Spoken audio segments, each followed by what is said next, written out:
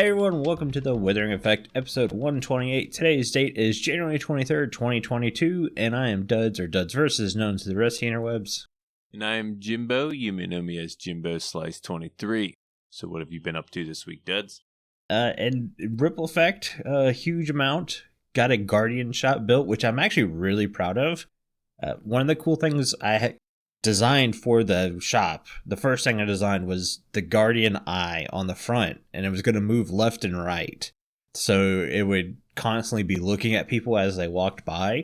And then I ended up building the shop and realized I didn't need any redstone to make the eye follow people.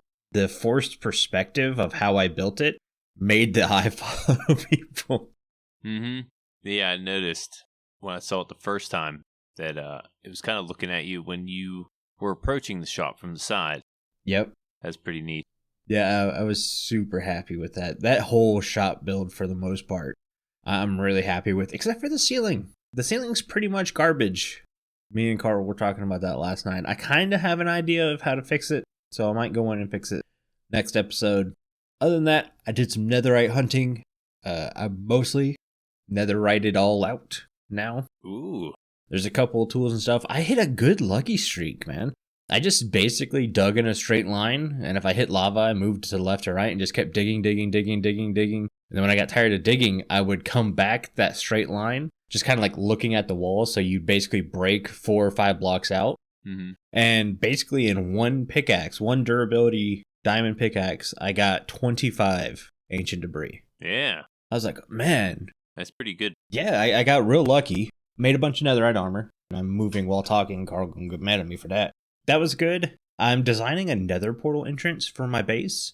Right now, my portal's just kind of plopped in the middle of a field. Not very good. So, working on the entrance. I'm using the Wandering Trader shop. If you remember my shop design from last year, yeah, I'm I call perfecting it, because I built that one. That one was supposed to be taller. But if I went any taller, I'd end up blocking the windows of the Withering Effect studios. So I had to basically chop the roof off for that one. So now that I don't have to worry about that, I'm building basically the Wandering Trader as I originally intended it, with a roof and everything. So that's going to be fun. And finally, we went in busting. Yeah. Which was a lot better time than I thought it was going to be. We found a ton of end cities, and Jimbo killed me. Yep, I did. By accident. Oh, yeah, that's what he says. Yeah, let's make a note of that. That was by accident. You were, matter of fact, I'll give you my perspective. I see these two shulkers that are underneath this bridge. They're under this bridge. They're kind of hard to see, and you're flying around looking for them. Yeah. You're looking for them, and I'm at the bottom, and I see them. And I was like, there they are. So I start shooting at them, and you're flying around and went right into my arrow. Flew right into the arrow, and I was like, oh, no. And I have a pretty nice bow, and what you had half a heart, but you were burning also because I have a flame bow, and ended up killing you. Yeah. But lucky enough, we did have enough shulkers and everything for me to grab everything, put it into my ender chest, and bring it to you. So you didn't lose anything except levels, of course. Yeah, and levels are easy to get back. A little bit of pride. There was no pride lost. I mean, that was a hilarious way to end the stream, because we were all but essentially done at that point. We literally said, this is our last end city. Those were the last 2 shulkers. So it's like, you know what? Whatever.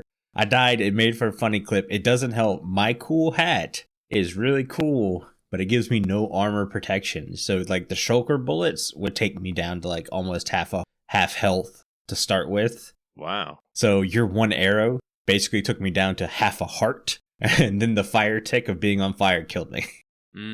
So you had full health when I hit you? No. Okay. The shulker bullet had just hit me as I was flying in. Okay. And then your arrow hit me, and then the fire tick. I basically went dead. It's like, what the heck? Yeah, you might not want to take that hat to the end. There was an advantage with the hat, though. There was a huge advantage to the end. No Enderman could look me in the eyes. Right, which I had an issue with Enderman. Yeah.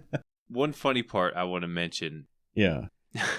You found this city. We kind of split up a little bit. We were kind of heading the same way, but we split up. Yeah, cover more ground. Yeah, but we wanted to kind of stay together because of the lag and stuff. But it was running pretty good through the end. So you found this city. I'm like, oh man, I don't see it. So you told me the chords, and I started heading there. And here I ended up at the city, and I start taking out the shells while you're at the end ship, and I get in trouble with an Enderman, and he's got me down to like a heart. I keep flying away, I keep coming back, and he's right there on me. And here I have to get food out because I ran out of food, and I'm like almost dying here. And you are looking for me to help me with this Enderman.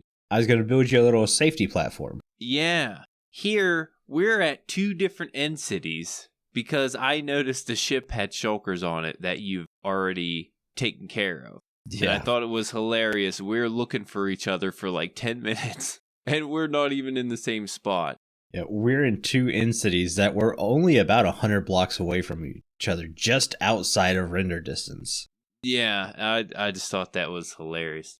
Thought I'd bring it up. It's worth the watch. It is, the stream. Definitely. But other than that, that's kind of been my week. How about you? Yeah, besides the end rating I did with you, pretty much there the whole stream with you. It was a good time. I was able to release my episode this weekend, which made it a week from my last episode. So I'm kind of back on schedule. Nice. I even have plans for my next episode. Yeah, I got a lot more time now. So it's going a lot more smooth. I have some ideas popping up. So it's not like, I got this block in my head to what I'm going to do. I have ideas. I have farms I want to build. Matter of fact, this episode I built probably the smallest iron farm I've ever seen. It is super tiny. The design had it 5x7, but I was counting it out. It's 5x6. I'm like, man, this thing's even smaller than the tutorial said because I moved around. Well, actually, it's 6x6 because I moved the chest to the side, but eventually I'm going to move those chests underneath to make it a 5x6 iron farm. Able to trade with the villagers, which wasn't on the tutorial, kind of switched that up. But yeah, it works great. I have a bunch of iron now. I AFK'd last night. Yeah, I'm really, really happy with that. Got a bunch of different farms in mind. On this server, because our currency is the Ripcoin instead of diamonds, I'm kind of poor. I'm pretty poor. I don't have a shop. I don't have any income coming in. So I plan on trying to make my base sustainable to where I don't have to spend as much. There are some things I'm going to have to buy. But yeah, I'll probably have a small shop. I'm thinking about selling wood. We don't have anyone. I think there are actually people selling wood, but I want to there's not much of it. Yeah. For one. For two, it's something I haven't done before.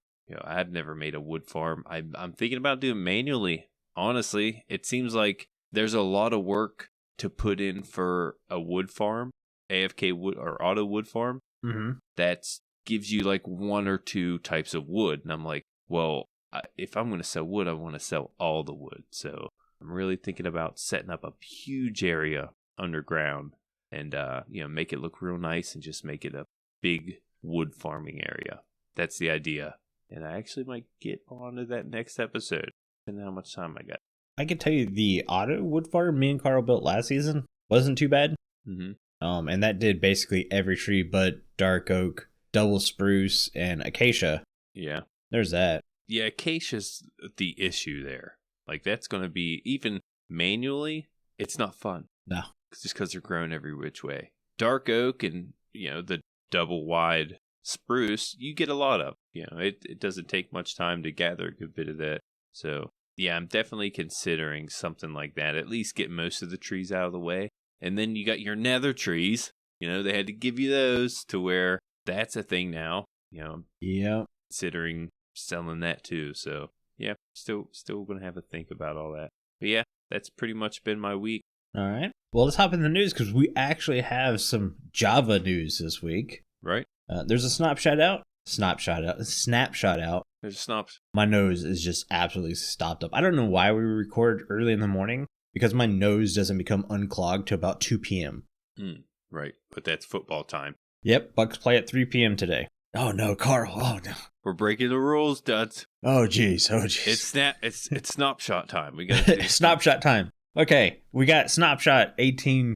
Well, it's really 22W03A, but it's for 18.2. So 118.2. We're not going into 119 yet. We're not getting any wild update stuff yet. There's some changes, like a seed number of 0 is no longer handled as a special case. Not sure what that means, but No clue. awesome. Spaces before and after an inputted seed will now be trimmed. I guess they're cutting down on characters. A lot of things to do with seeds. And ender chests no longer look like Christmas presents when it's Christmas time, which I actually like. Yeah. Because if you forget where you put your ender chest, it looks like all the other ones.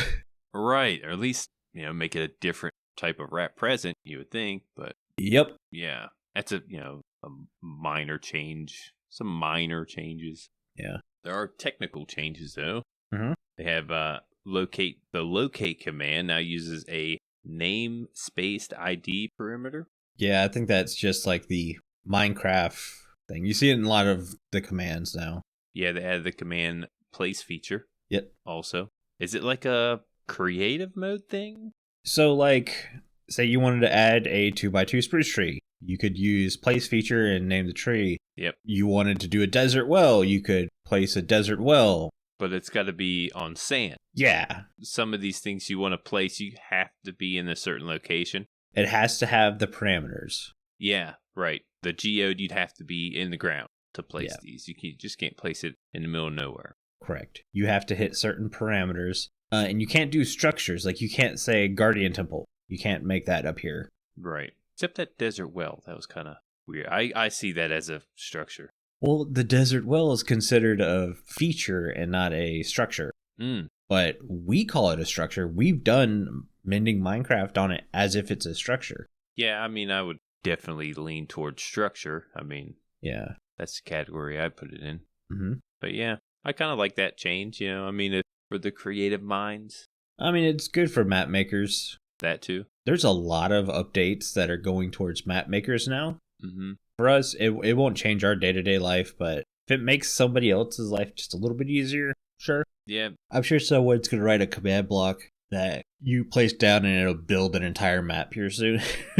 Yeah, that'd be cool. It would be cool. Yeah, I feel like they didn't, at least not on the notes here, bug issues, that have been fixed.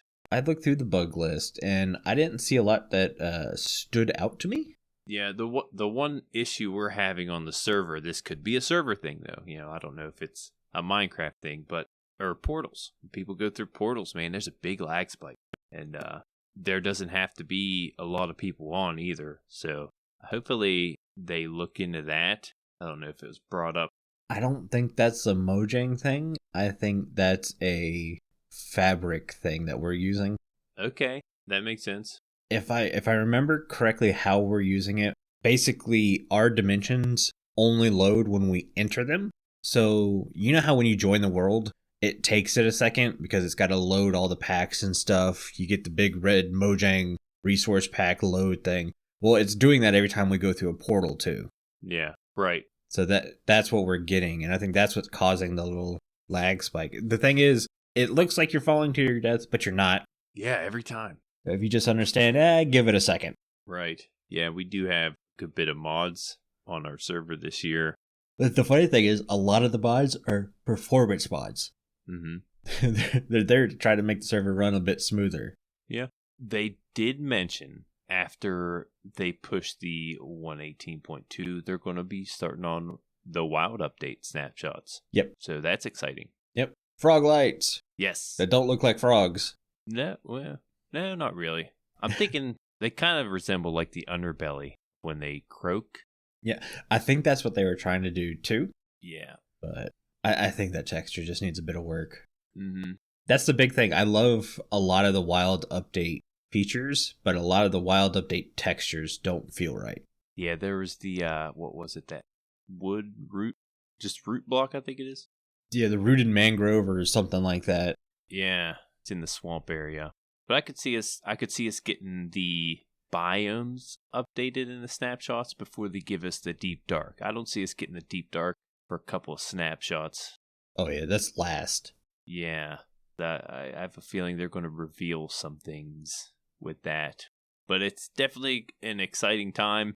Every time they give us the new update, we got to see what's in store for the wild update. Mm-hmm. There's always some more. There's always more they give us that they don't show us when they release these. So I'm excited to see what else is in store.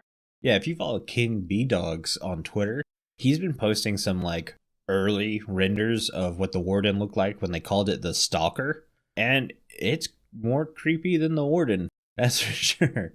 It's it's got this oblong head where the head is almost as tall as the body, and it kind of walks around. It's got the mouth and the stomach with teeth that move and stuff. And then all of a sudden, when it gets down into like what I call attack prey mode, the head will like fall all the way back, and it gets down on its arms and legs, like it's got 4 legs, and then the teeth are in the front still moving around. It's like, oh yeah, that's creepy.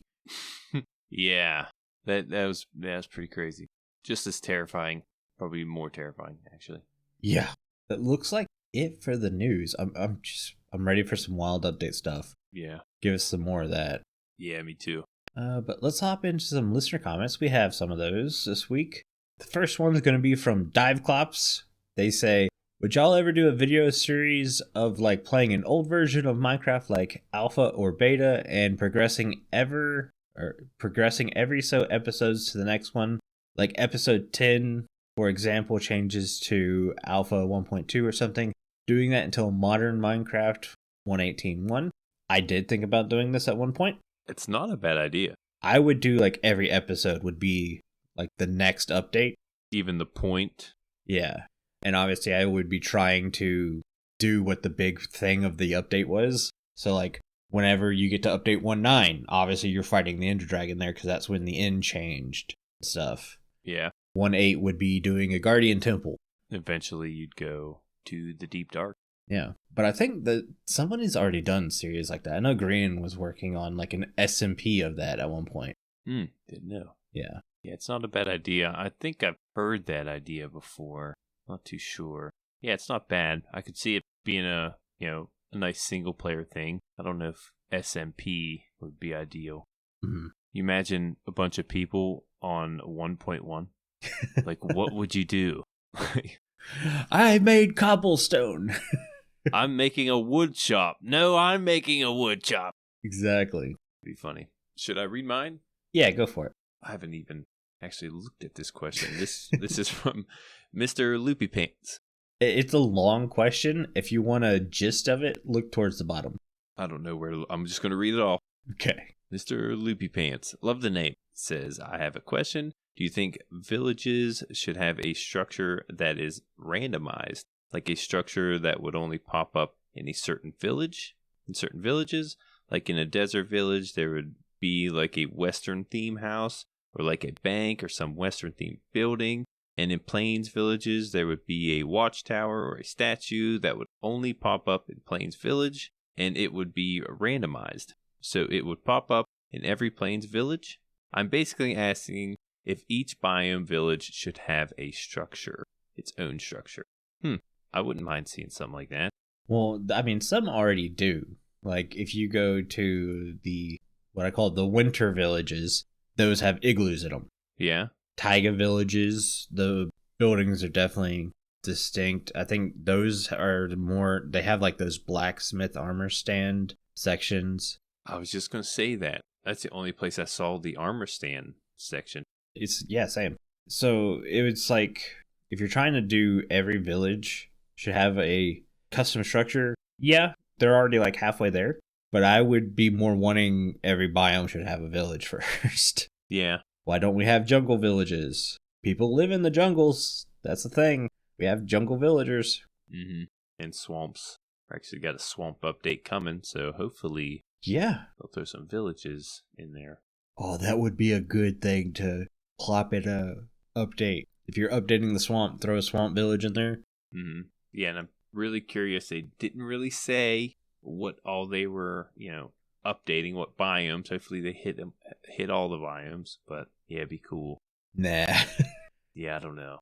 I mean, think about it. We're already into the next year. We haven't got a single wild snapshot yet. The Minecon Live is September, October, in that range. It's a short amount of time to try to do any kind of turnaround. Yeah. The only thing that might be helping them is because they pushed the Deep Dark back from Caves and Cliffs Part 2, is that hopefully they got further into development of the Deep Dark and that it's well flushed out by now. Yeah, hopefully. Yeah. I mean, I definitely see quite a few snapshots coming. Seems like a big one, especially if they hit, I mean, we know of 2 biomes. So yeah, even those 2 might take some, what's the word I'm looking for, touching up on. I'm trying to think of what structures could be in some of these villages. I really like the watchtower. I was going to say, I like the watchtower for the Plains Village. Mm-hmm. But you kind of get that with the church, at least, because you can climb all the way to the top of it, and it is the tallest structure in the village. Yeah, similar to a tower. But it would be a good way to naturally introduce scaffolding into the world. You mean on the sides of the tower? Yeah, like build the watchtower out of scaffolding.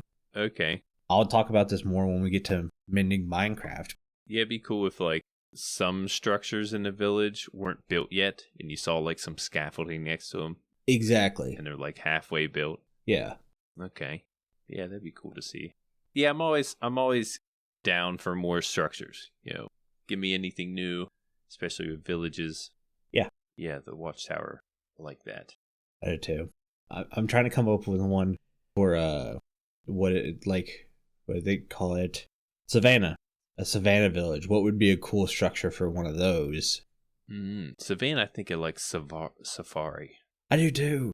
I think of Savannah. Then Badlands, I think of Western. Yeah. Oh yeah. The Badlands needs to have a saloon.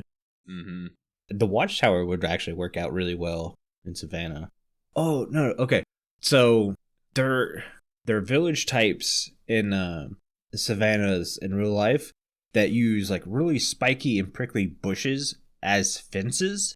Okay. So if you could put berry bushes in a savanna, but they don't grow all the way, like you can't get berries from berry bushes in the savanna. They grow with no berries. Yeah. You could have those surrounding villages as if it's a fence, a protection fence. Yeah. That could be cool. Actually be useful too. Yeah. Protecting all them villagers.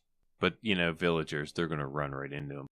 But last thing we got is a comment from, I think it was like Apple Podcasts or something. Carl was telling me about this last night.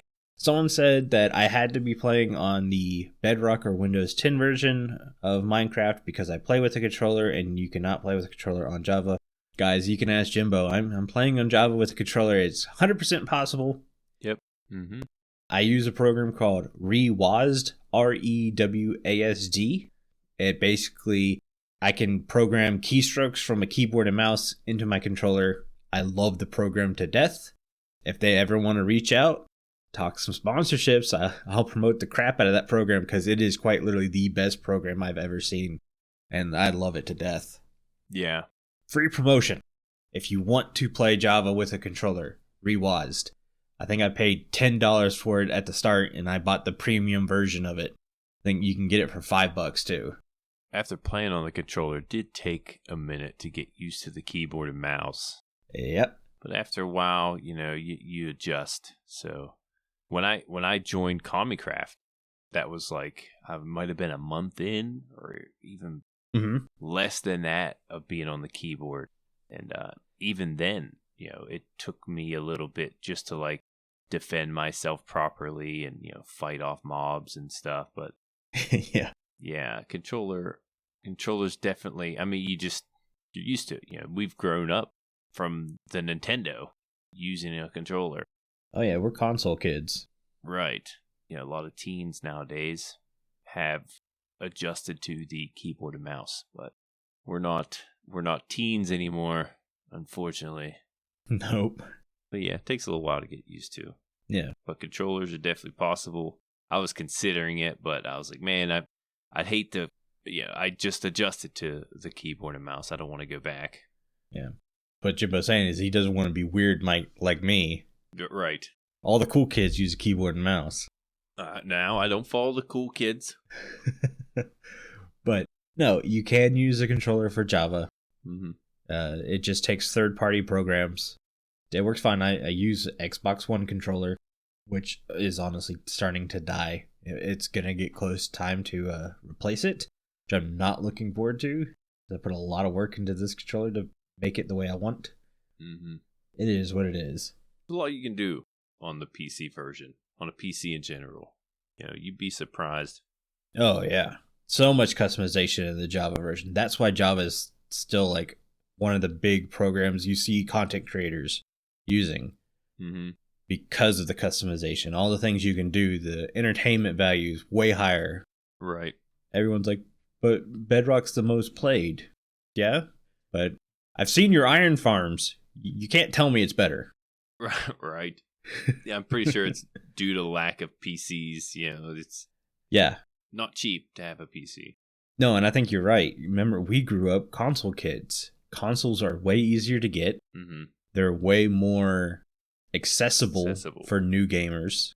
So it's a lot easier to get Minecraft for your Switch and play it around. And man, I would love to be able to put Ripple Effect on a Switch and be able to play it while I go. Right. That would be awesome. Yeah. I know technically you can do it nowadays. There's, what do they call it? There's programs you can attach to a server to allow Bedrock players to join Java servers. What? Yeah. I didn't know that. You can do that now. Mm. I don't want to try to make our server do that and risk breaking stuff for unnecessary reasons because I want to be lazy and play Minecraft on the couch. Yeah, you think stuff would break.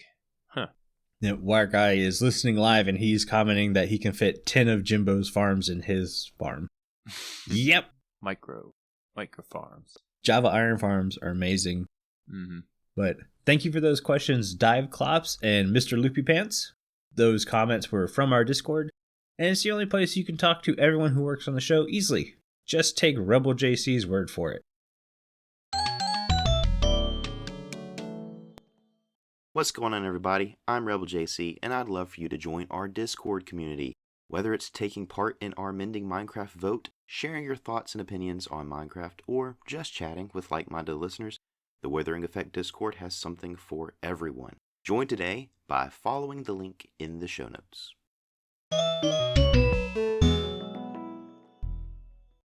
Thank you for the Discord ad, Rebel JC. And speaking of the Discord, it's the only place you can get involved in our Mending Minecraft vote. This week, we asked you guys to choose between one of 3 structures for us to discuss and improve. Your choices were the shipwreck, an in the city, or an igloo. And the winner of Mending Minecraft this week is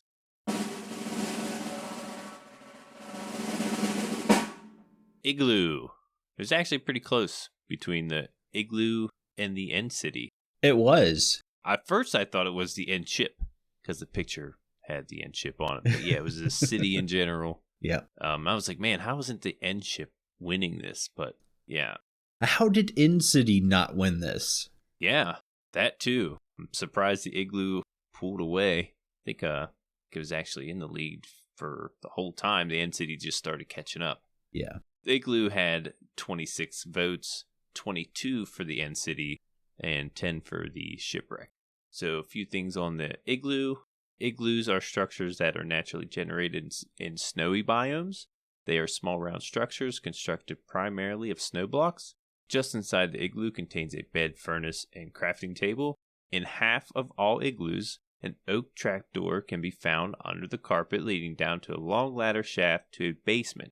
In this basement, there is a brewing stand, cauldron, and a chest along with a villager and a zombie villager. The cauldron is 2/3 full, and the brewing stand contains a splash potion of weakness. And some notable loot found in the igloo basement is the golden apple and emeralds. There's also coal in there, just because it's so hard to get hold of. Mm-hmm. Coal's really hard. Yeah, but the reason for the villager and the zombie villager in the basement is to pretty much show the player how to convert, because it says you're going to get a golden apple, like you're guaranteed a golden apple in that chest. And like I mentioned, you get that splash potion of weakness. Those two combined cures the villager. And that's exactly one of the things I want to express in my Mending Minecraft update. But first thing is, when you do research on igloos, the big thing that comes up is like there are 3 different sizes of igloos. You have the small size igloo, which is what I would consider our Minecraft igloo to be, which is not supposed to be a permanent structure. They say someone can build that igloo in like an hour in real life. So, and then you have the medium size igloo, which is a semi-permanent structure. And then you have a large igloo, which is a permanent dwelling. All of them built essentially the same. The large igloo can hold up to 20 people. Ooh. Which is just nuts. Got like different rooms in it? None, not really. Really? Just one open igloo? One big open area. Wow. Also, did you know it can, like an igloo, the interior can be like 60 degrees Fahrenheit inside? Yeah, I know it can get pretty warm. Crazy. Yeah, especially with the fireplace. But coming up with ways to improve the igloo. It's like, again, Minecraft kind of nailed the igloo, guys. In City was an easy one. But I want to go with what you said. They're using the igloo to teach you about curing villagers. So what are some other things that we could put down there to teach Minecraft players that aren't obvious? If you're not watching YouTube over and over again, you might not know about bubble vaders. I mean, soul sand and magma blocks are from the nether. Why would you think to put a water source on top of those to see what happens? So that could be cool. That could be something to show off. You could show off a gem sheep. I know that's kind of supposed to be Easter egg. Yeah, an Easter egg or whatever. So maybe not so much that one. Johnny's, again, that's another Easter egg, but it's a useful Easter egg. Also, it kind of feels like woodland mansions are a bit rare nowadays. I can't remember the last time I saw one naturally. No, I've never came across one. So it might be cool to have one of those guys locked up in one of those cells too. Yeah. I don't know. It's really hard to come up with stuff with igloos. The only other thing I can say is everything I read on igloos said they don't put the beds on the ground like we do in Minecraft. The beds are up in the air because heat rises. Didn't it? Well, I knew heat rose, but that's a good point. Yeah. So stop putting your Minecraft beds on the ground in an igloo. It's cold down there. It's cold down there. Get up there. Get up to the ceiling. Well, I brought up, having a fireplace in there. Why don't they throw, igloos were made before the fireplace came out, but maybe they should add one of those to an igloo. You kind of got everything inside the igloo. It doesn't just show you about the villager thing. It gives you all the necessary things you need for like a starter base. Like I said, you have your bed, furnace, and crafting table. Yep. Those are your 3 main things you need to pretty much make it through to survive the beginning of a world. Yeah, it'd be nice to have a fireplace in there too. You look a little cozy. I mean, even a campfire or something. Yeah, that's what I meant. Campfire. That's kind of it. I didn't have a lot of ideas for it. I mean, igloos are kind of very simple structures, and Mojang made it a very simple structure. The only thing I could think of would be variations of said structure. Remember, I'm not trying to create whole new things in Mending Minecraft. I'm trying to add on to what we already have, and variations are great. So I like to see that, especially if if you're in the ice plains, coming across a larger igloo would make a lot of sense. Yeah. People would be farming ice out there. That would be a semi-permanent dwelling as they travel back and forth delivering their ice. Yeah, and depending on the igloo size or shape or randomization, you get these, like you said, different Easter eggs.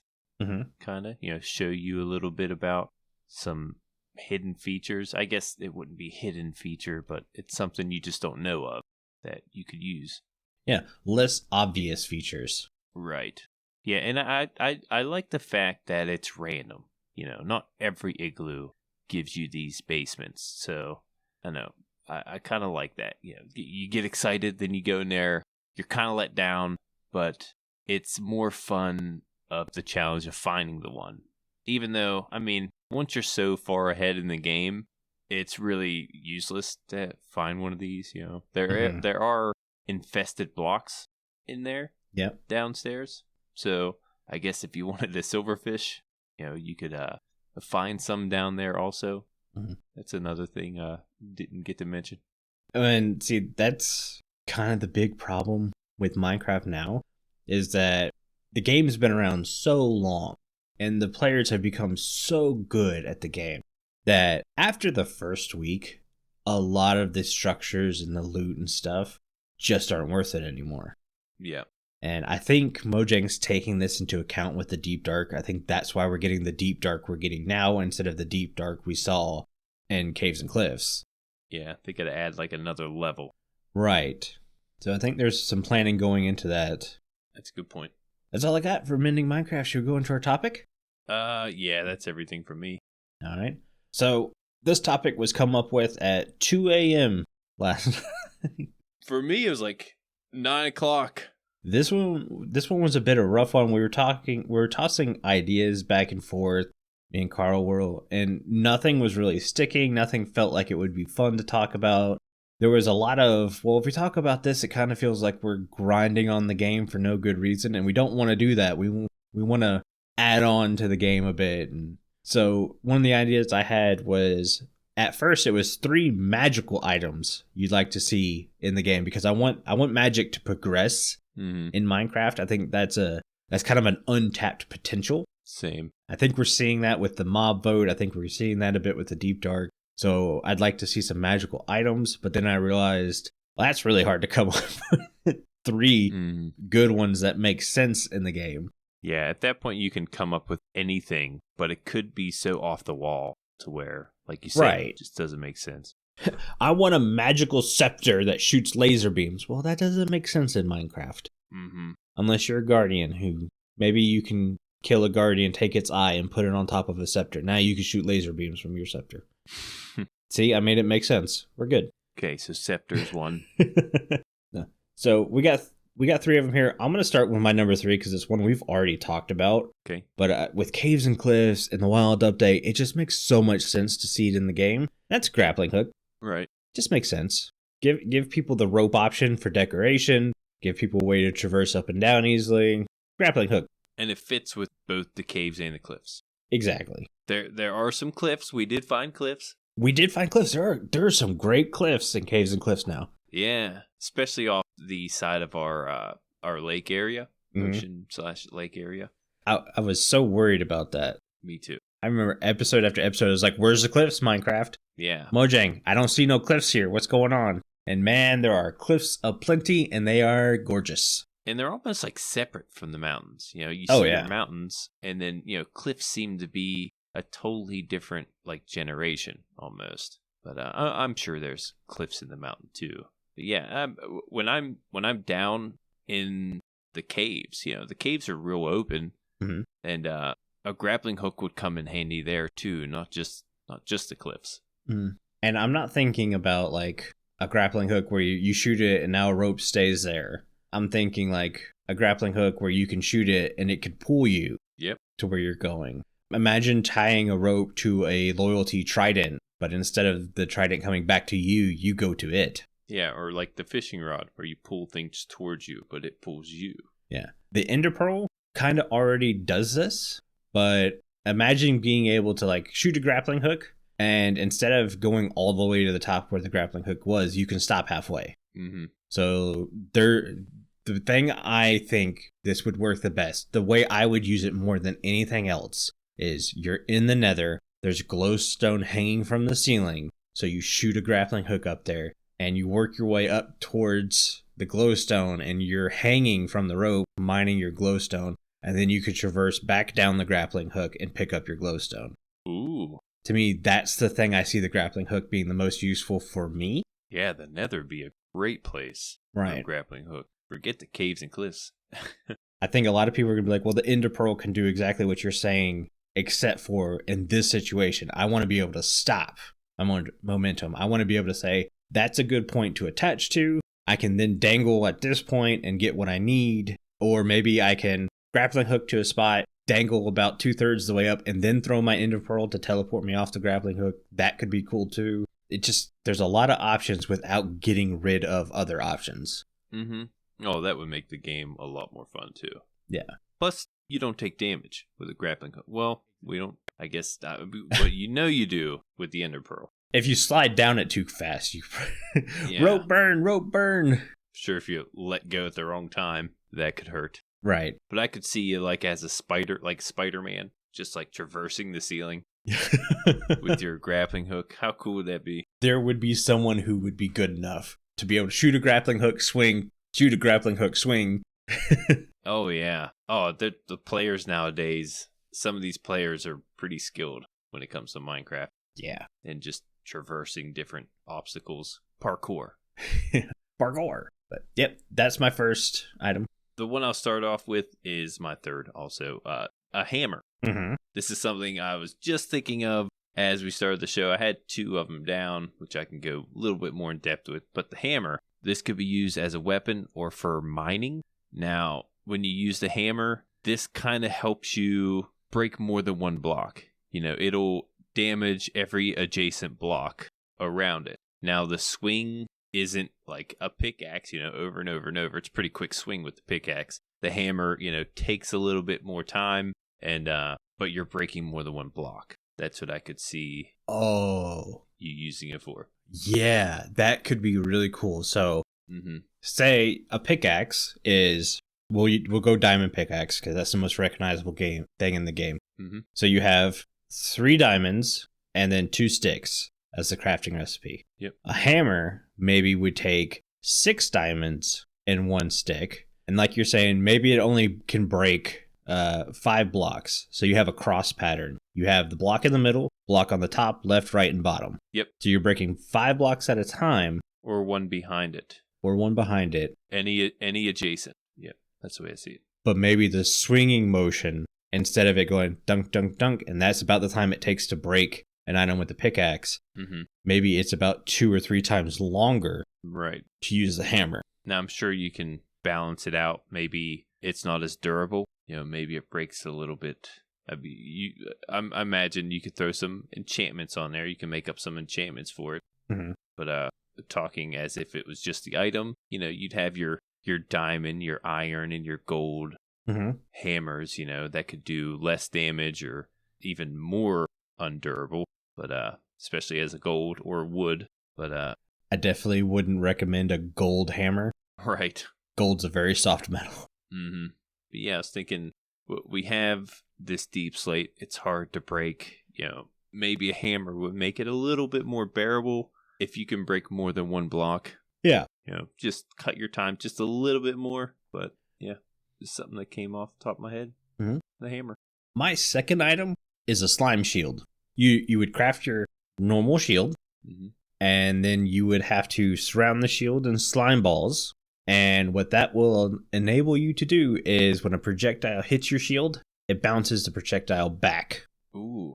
I was thinking about this when we were fighting in the end, but how nice this would be. Okay. Especially if you're making a shulker farm. If you could stand in front of the shulker and keep making it shoot itself, the slime shield. Yeah. Just hold your shield up. You might have to put mending on it. Oh, yeah. And maybe have some kind of XP. I'm sure there's a way to work that out. Now, what about, like, a sword? Would they have knockback? Would it cause knockback? It would be as if you had knockback on your shield. Yeah. I figured that's where you're going with it. I've always wanted knockback on the shield because it made sense to be able to forcefully push somebody back with it. But adding slime to it kind of made sense now, and now you can block projectiles. Imagine going into the nether and a gas shooting a fireball at you, and you put your shield up to protect yourself, and now you're shooting it back at him. Oh, yeah. And honestly, this idea actually came from Legend of Zelda. And Ocarina of Time, they have a shield called the Mirror Shield, which you can absorb magic and shoot it back at enemies. It's like, Minecraft needs a slime shield. Does the same thing. Yeah, but Minecraft, we have slime. And that does a bouncing thing, so... Yeah. Yeah, I like that. I do too. We need more shields. We do need more shields. We need more shields. Get the one shield, square. It's, you know, It's a bit bulky. I can't ever get it in the proper place, so I don't know why I'm still carrying it. I still get hit all the time. Yeah, I like the slime shield. My number 2, I think this was brought up a long time ago. I want to say it was brought up when we were talking with Logical Geek Boy, and that's Dynamite. I don't remember. Just a smaller version of TNT, maybe it uses paper and gunpowder and sand. What's the sand for in Dynamite? Dynamite made TNT. There's sand in TNT, I guess. I think so. I don't know, but that's how you make TNT. Maybe just a smaller version with Dynamite, and Dynamite can do just a little bit less damage, but it can be thrown. You can throw your Dynamite if you were mining somewhere, and like in the end, ancient debris, you just throw your Dynamite around and break open these, different blocks. Could also help with the deep slate. Yeah, okay. So imagine a fire charge in the center spot, 4 gunpowder, up, right, left, bottom, and then in the 4 corners paper. Yeah. Because that would give a fire charge another use instead of just fireworks. Right. Yeah, and this way you don't have to spark it. Exactly. Like you would with the TNT. It would be, as soon as it left your hand, it would be lit. Yeah, so don't drop it. As someone who just played like a ton of hours of Battlefield last night, grenade out. Yeah, pretty much you got grenades with the Dynamite. But yeah, I could see it, being used as a weapon or mining. I guess similar to the hammer, just Dynamite. Yeah, I really like the idea of Dynamite. That'd be cool. Mm-hmm. All right, my number 1 enchantment is or I shouldn't say enchantment. My number 1 item is what started this whole thing that I thought would be really cool. And it came from Lodestone.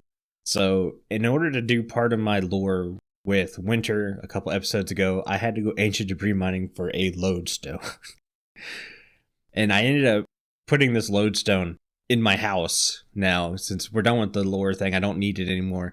I hooked it up in my house so I could use, if I ever go exploring and I lose track of where my house is, I can whip my compass out and find home. But I thought, wouldn't it be cool if we could teleport ourselves back home? Okay. The thought was, well, how would you do that? What's something that makes sense? And right now, the only food in the game that allows you to teleport, I went with food instead of pearls, because I don't want you to be able to throw this item. But okay. The chorus fruit, you can eat it and it teleports you a couple blocks around, right? Right. Well, I was like, well, what if you use that? And I was like, what if you take advantage of glow berries? Because right now you can eat them, but there's not a real significant reason to eat them. Mm-hmm. They're just kind of an emergency food source, as I call it. I'm starving to death. I need to eat something kind of food. Yeah. So what if you took a glow berry, and you can only make 1 at a time, by the way. You eat a glow berry, or not eat a glow berry. You take a glow berry, you surround that glow berry with gold. So now you have a golden glow berry, keeping with the theme of golden apples and stuff. Special foods, for some reason in Minecraft, get covered in gold. Mm-hmm. And then you place the golden glow berry on top of the lodestone. It now enchants the glow berry, and you can eat the glow berry wherever you are, and it teleports you back to the lodestone. Okay. What if we called it a glistening glow berry? That makes way more sense. I like it. Because it's got the GL, glistening glow berry. Yes, way better than Enchanted Glow Berry. I was just thinking of the melon. I was like, yeah, even melons, you surround it in gold. Mm-hmm. Yeah, I could see that being a thing. It just takes you where your bed is, or where the lodestone is. The lodestone, okay. Yeah. Yeah, it'd have to be expensive. Well, I mean, lodestones aren't cheap. Right.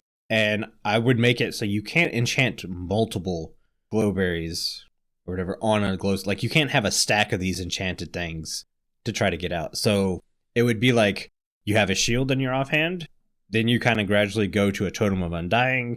Or if you don't want a Totem of Undying, you can have the Glistening Glow Berries. So it's like, oh, I'm getting ready to die. Instead of using my Totem of Undying, I eat my glowberry and I teleport out of there. Yeah, be a good way out. Right. Sometimes you're stuck in these situations where you just can't avoid death. Exactly. Oh, the void. Yep. Getting out, that'd be one way to get out of the void. You can jump in there with your totem. Doesn't mean you're going to survive. Exactly. Yeah, that's one way to beat the void right there. And we kind of need a way to beat the void. Mm-hmm. Because that, there's just not a way out. Yeah, nice. Should I do my number one? Yeah, what's your number one? This is the first thing I thought of. I was thinking of this the other day, and that's a magnet or a magnet enchantment.